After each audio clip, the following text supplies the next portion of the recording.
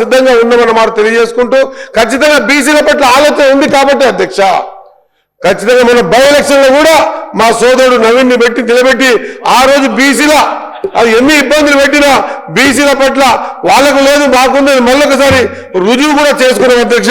ఇది గుర్తించి ఖచ్చితంగా భవిష్యత్తులో నవీన్ ఎన్ని కేసులు పెట్టినా నవీన్ గెలిపించుకునే ప్రయత్నం చేసినాం. ఇంకొక మాట చెప్తాను అధ్యక్ష, దయచేసి ఒక్కటే ఒక నిజమైన మాట ఆత్మసాక్షి చెప్తున్నా అధ్యక్ష. నేత నిర్భయంగా మాట్లాడుతా అధ్యక్ష సబ్జెక్ట్ వచ్చినప్పుడు. ఒకవేళ ఎవరి సలహాలు సూచనల మేరకు ఎవరో ఏదో ఆడిపిస్తే ఆడితే విధానం మీకు మాకు ఎవరికి ఉండొద్దు.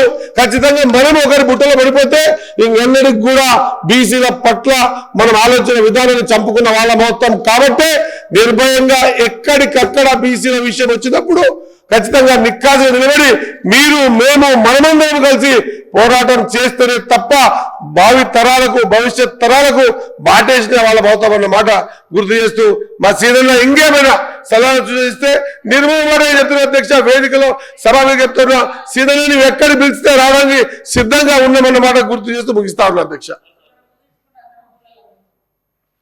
సార్ సంతోషం శ్రీహరి అన్న, నేనేమో ఈ లంబా చౌడ ఎందుకు అని చెప్పి ఇక మళ్ళీ అంతా కాంట్రవర్సీ అవుతాయని నేను సబ్జెక్ట్ పక్కన పెట్టిన.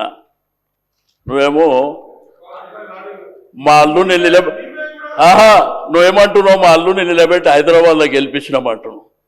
నా అల్లుని నిలబెట్టి హైదరాబాద్ సిటీలో మీరు గెలిపించినట్టు సంతోషం. అంటే నేను చెప్తున్నా అర్థమైతే రెండో సార్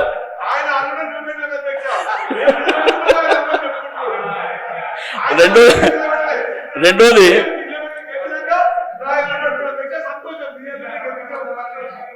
సార్ నేను శ్రీధరన్న కూడా చెప్పినా మీకు కూడా చెప్పింది సార్. సరే ఎందుకు నాకు అవకాశం ఇచ్చారు థ్యాంక్స్ అని చెప్పి నేను కూర్చున్నా అన్న. మళ్ళా పాత విషయాలకే పోతుండు ఇంప్లీట్గా అమ్మన్నా అవి జడ్జిమెంట్లు ఉండే అధ్యక్ష. 50% కంటే మించి ఉంటే అవి చెల్లవు అని చెప్పి సుప్రీంకోర్టు జడ్జిమెంట్లు హైకోర్టు జడ్జిమెంట్లు ఉన్నాయి. ఎవరు ఇంప్లీట్ అయినా జరగదు. జయలలిత గారు 69% అప్పుడు పివి నరసింహారావు గారికి ఆ రాష్ట్రంలో ఆ సంఖ్య అవసరం ఉండే.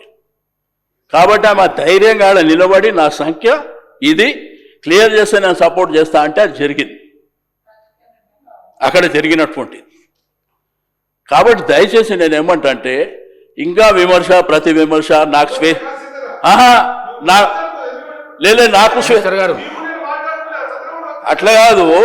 హైదరాబాద్ సిటీలో ఉండి 6 సార్లు గెలిచినోని నీకు స్వేచ్ఛ ఉండేనా అని మాట్లాడితే నేను ఏం చెప్పాలి? నీకు చిన్న పిల్లగా అన్నా లే అన్నా. మీరు గుర్తుపెట్టుకోండి, నేను కాంట్రవర్సీ చేయదలుచుకోలే.